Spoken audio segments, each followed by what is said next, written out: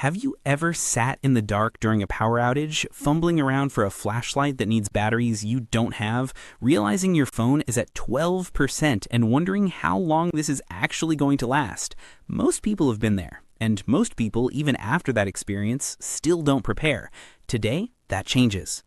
In the next few minutes, you're going to discover 11 items you can grab at any dollar store for pocket change. Items that cover light, warmth, shelter, food, and clean water. Some of these will surprise you. One of them, near the end, could genuinely save your life or someone else's. So stay with us all the way through, because the last few items are the ones most people never think about until it's too late. Welcome to Crisis Pantry, the channel dedicated to practical, affordable preparedness for everyday people. If you're new here, hit that subscribe button and tap the bell so you never miss content like this. And if you find value in what we're sharing today, a like goes a long way in helping this information reach the people who need it most. Now, let's get into it. Let's start with the foundation of any blackout kit. And honestly, the item that every single other thing on this list depends on: batteries. It sounds almost too simple, right? But here's the reality. When the power goes out, flashlights, radios, and even some critical medical devices become nothing more than expensive paperweights without them.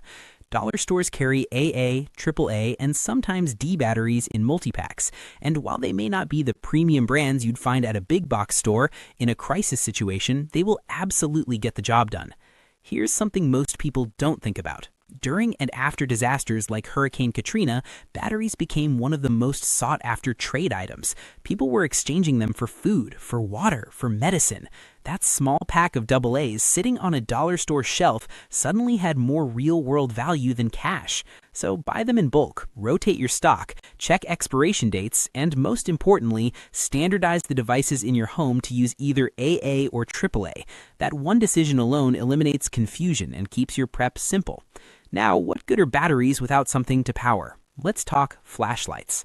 Dollar store LED flashlights are efficient, reliable, and they run for hours on those same AA or AAA batteries we just talked about. But here's the key thing most people get wrong. They buy one flashlight for the whole house, and then the moment a blackout hits, nobody can find it. The rule here is 3 minimum. One for the main living area, one for bedrooms, and one for wherever your emergency kit lives. You can add small clip-on lights for detailed work like reading, going through your kit, or cooking by hand in low light. Beyond the practical navigation benefits, there's something deeply psychological about light in a crisis. Darkness breeds panic. It heightens anxiety, especially in children, and it creates the conditions where accidents and injuries happen. Light brings control. Light brings calm, and for around $1 each, there is absolutely no reason every room in your home shouldn't have one within arm's reach. But here's the thing. Flashlights require batteries, and they carry their own risks if dropped, damaged, or left on accidentally. That's where glow sticks come in, and this is one of the most underrated items in emergency preparedness. Glow sticks are actually recommended by fire departments for emergency kits. Think about that for a second. These things that most people associate with concerts and kids' parties are considered legitimate emergency tools by first responders. Why? Because they provide 8 to 12 hours of safe, consistent, non-flammable light with zero fire risk, zero battery drain, and zero smoke. Crack one open and it works. No switching, no fumbling, no failure. The real power of glow sticks becomes even clearer when you think about family communication during a blackout. Assign a color to each room or each person. Green means all clear. Red means come here now. It sounds simple because it is, and simple systems are exactly what you need when stress is high and thinking clearly is a challenge. Now, no conversation about blackout light and warmth is incomplete without talking about fire, specifically your ability to create it reliably on demand in any condition. Dollar stores sell multi-tacks of lighters and books of matches for next to nothing, and the #1 rule here is redundancy. Never, ever rely on a single method of ignition. Lighters can run out of fuel. Matches can get wet. Your job is to make sure you have multiple ways to start a fire stored in multiple locations, each one in a waterproof container or Ziploc bag. And beyond the practical applications of fire, cooking, boiling water, and warmth, there's something older and more primal going on. It creates a focal point, a sense of gathering, a psychological anchor in situations that feel chaotic. That's not an accident. Human beings have relied on fire for comfort and survival for hundreds of thousands of years. A working lighter in a crisis is more than just a tool, it's a morale lifter. And in prolonged emergencies, morale matters more than most people realize. With light and fire covered, let's move into the category that people consistently underestimate until they're suffering through it: warmth, shelter, and the ability to improvise when things break down around you. We're starting with emergency ponchos, and the first thing you need to understand is that hypothermia is not just an outdoor threat. When the heat goes out during a winter blackout, the inside of your home can drop to dangerous temperatures within hours. And if you're wet on top of being cold, your risk multiplies dramatically. A wet body loses heat up to 25 times faster than a dry one. That's not a small difference. That's a life-threatening difference. Dollar store ponchos are lightweight, compact, and they trap body heat while shielding you from wind and rain. But their usefulness goes well beyond wearing them. Lay one on the ground as a moisture barrier when sleeping. Use one as a makeshift funnel to direct rainwater into a container. Rig one as a temporary tarp over a window. In a pinch, 2 ponchos can be used together as a basic stretcher. For $1 each, buying several for every member of your household is one of the highest value decisions you can make for your kit.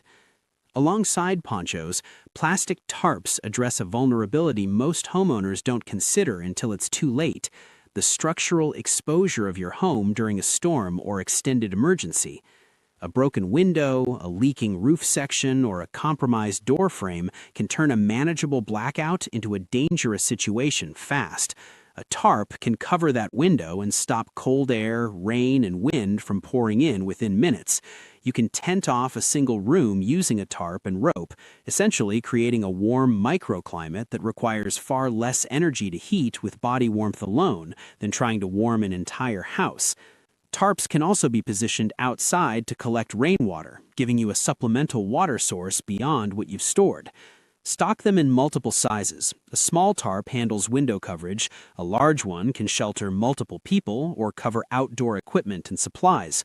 When layered with blankets, they become serious insulation tools. Now let's talk about 2 items that, when used together, make almost any problem during a blackout solvable: duct tape and rope or twine. Duct tape is legendary for a reason. It is genuinely one of the most versatile materials ever created. During a blackout, you'll use it to seal drafts around doors and windows, holding warmth inside and keeping cold out. You'll use it to patch tarps that have torn. You'll use it to reinforce shelters, secure loose materials, and in medical situations where proper tape isn't available, it can hold gauze in place well enough to get through to when help arrives. Keep multiple rolls, and we mean multiple, because one roll disappears faster than you'd expect in a genuine emergency. Rope and twine are the silent backbone of improvisation. At first glance, they seem basic, almost trivially simple, but think about what you can build with strong rope and some basic knowledge. You can hang tarps for shelter, rig lanterns overhead to free up your hands, tie down supplies, create clotheslines to dry wet gear, bundle firewood, mark safe paths in the dark, and in a multi-story home, a properly secured rope can serve as an emergency descent line if exit routes are blocked. Cotton twine handles lighter jobs: tying bags, bundling items, organizing your kit. Nylon rope handles the heavy work. Stock both. And woven through all of this, all the repairs, the improvising, the shelter building, is aluminum foil. This one tends to get dismissed because people associate it purely with cooking, but it is genuinely one of the most multifunctional items you can stock, and at dollar store prices, there's no excuse not to have several rolls.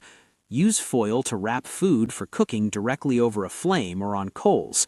Line a cardboard box with it and angle it toward the sun to create a basic solar oven capable of heating food without any fuel. Position foil sheets behind candles or lanterns to nearly double your effective light output through reflection. Hang strips outside in the sunlight as a visual distress signal. And perhaps most impressively, foil can reduce radiant heat loss by up to 77% when used correctly as insulation lining. NASA used foil to help save the Apollo 13 crew. If it's good enough for space survival, it belongs in your blackout kit. Stock at least 3 rolls, one dedicated to cooking, one for light and heat management, and one reserved for... We've covered how to stay illuminated, how to stay warm, and how to keep your shelter functional under pressure. Now we're getting to the part of preparedness that, when it fails, ends lives, food access, and clean water.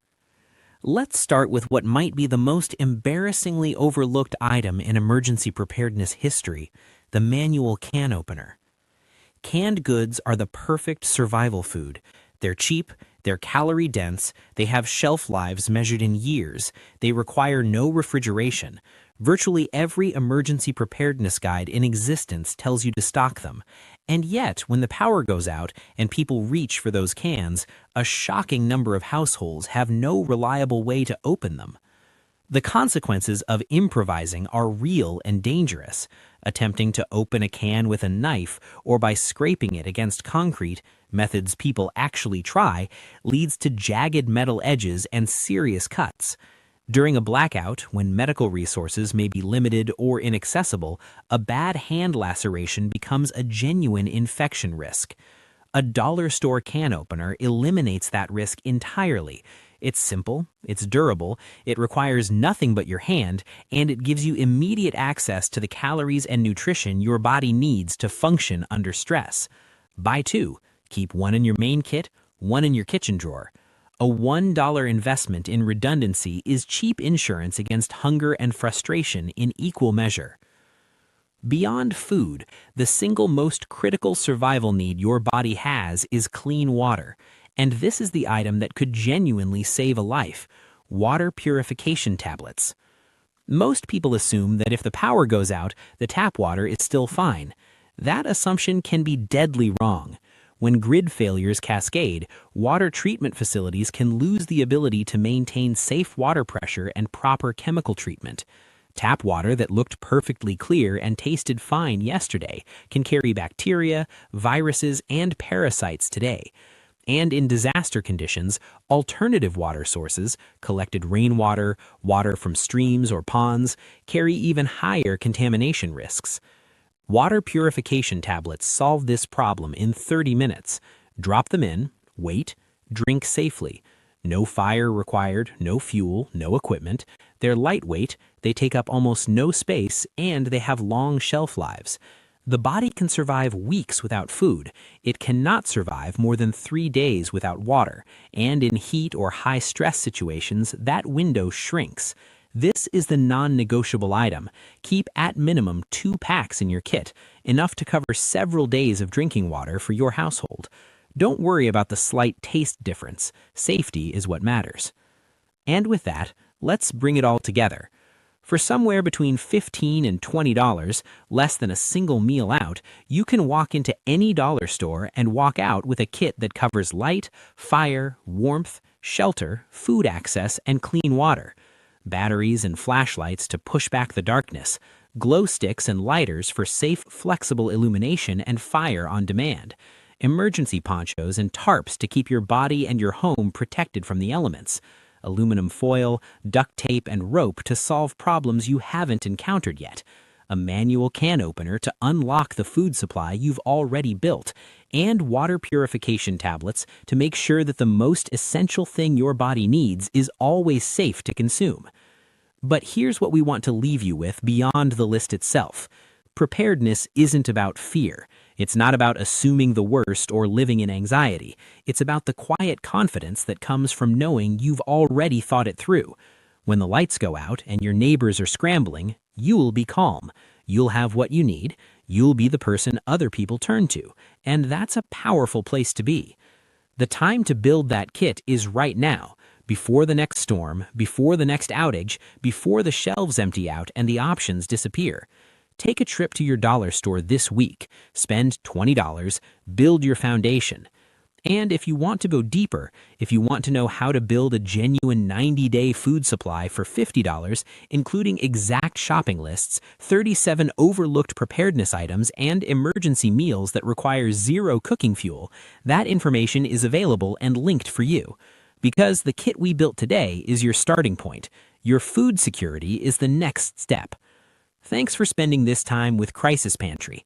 If this video gave you something valuable, share it with someone who needs it, subscribe if you haven't already, and we'll see you in the next one.